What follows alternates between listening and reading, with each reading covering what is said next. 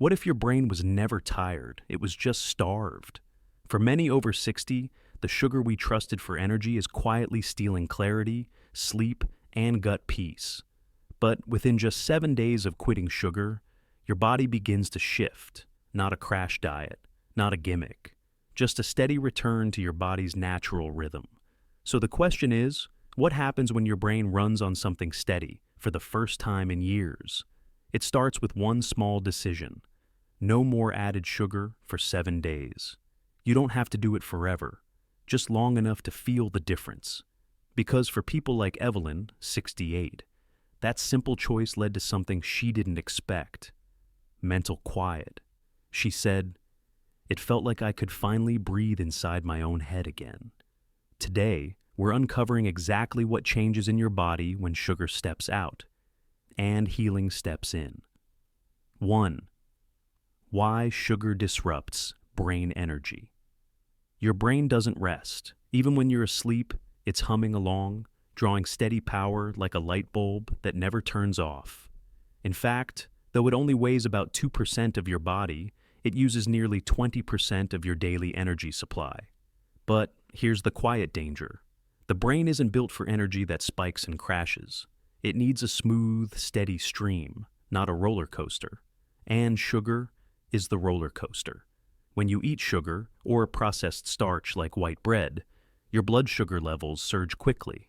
The body, trying to protect the brain, responds with insulin to bring that sugar back down fast. Sometimes it overshoots.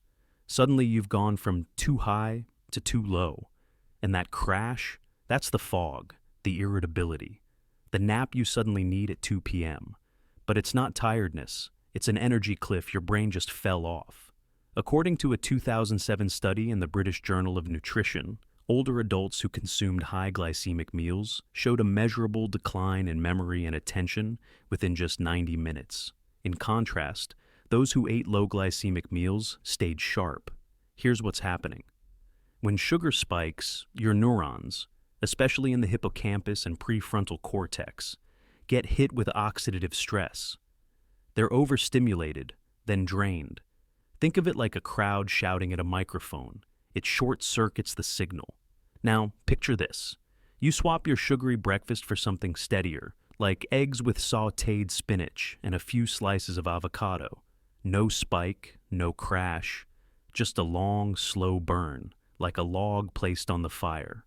Within 48 hours of that switch, your brain starts operating in a calmer rhythm. The energy is there, the clarity returns. It's not a superpower. It's your normal, the version of you your brain's been waiting to become again. Quick question. What would you replace your usual sugary snack with if you were giving your brain a gift today?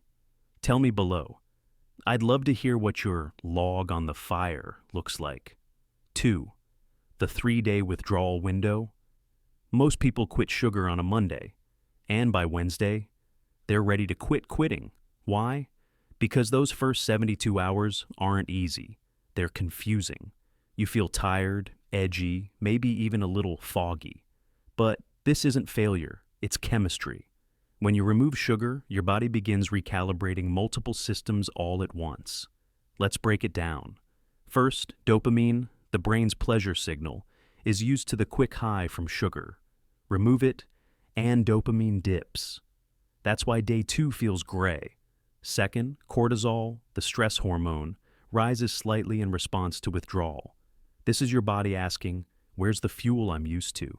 And finally, your cells start switching from sugar burning, glycolysis, to fat burning, ketogenesis.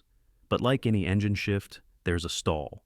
According to a 2014 study in Nature, this transition is deeply linked to your gut. As sugar intake drops, certain bacteria that thrived on fast carbs begin to die off. Inflammation decreases, but during that process, toxins release, and that can cause temporary symptoms, irritability, bloat, even headaches. These aren't signs that quitting sugar is hurting you. They're signs that healing is beginning. Think of it like renovating an old home. At first, it's dust and demolition, but underneath, something better is being rebuilt. To support your system through this phase, try this 3-day protocol. Morning, 1/2 teaspoon of magnesium glycinate with water, calms nerves, reduces tension. Midday, high-fat, low-carb lunch, salmon, greens, olive oil, stabilizes energy. Evening, chamomile or rooibos tea, calms cortisol and digestion. And most importantly, track how you feel. Not just energy, but mood, focus, sleep. Because what Evelyn, 68, noticed wasn't weight loss, it was stillness. She said, "On day 3, I didn't want sugar. I just wanted quiet. So I ask you gently, if you're on day 1 or 2, would you be willing to hold through the noise, to find your quiet on day 3? 3. Brain fog begins to lift. There's a moment, usually around day 5, when something subtle shifts. You reach for a word, and it's there. You walk into a room and remember why. This is when the fog begins to lift. Biologically, here's what's happening. As sugar exits, your brain starts tapping into ketones, a clean, stable fuel created from fat.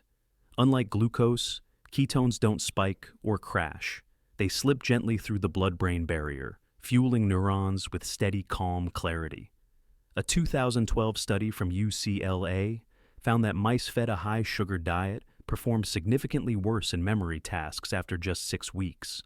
But when ketones were introduced, memory scores improved and oxidative stress decreased. The hippocampus, the memory center, loves ketones. Think of it like switching from static-ridden AM radio to a quiet, clear FM channel. And Evelyn felt it. On day 5, she told me, it felt like my thoughts stopped arguing with each other. I could actually finish a sentence without pausing to chase it. So, how do you encourage that shift? Here's your midweek support habit. With lunch, add 1 tablespoon of MCT oil to a warm vegetable soup or herbal tea. MCT, medium-chain triglycerides, convert quickly to ketones, no digestion delay. Pair that with a short walk outside after eating. Movement helps shuttle ketones into the bloodstream. And in the evening, write down 3 moments where your mind felt quieter than usual. You're not just feeding your brain, you're learning to hear it again. That small sense of mental clarity, it's not temporary. It's revealing what's been buried under years of chemical noise. Quick check-in, have you noticed even 1 moment of unexpected mental sharpness this week? A forgotten name remembered? A task finished easier? Let me know. I read every comment. 4. Your gut starts talking less. You might notice something unexpected around this point. Your stomach goes quiet.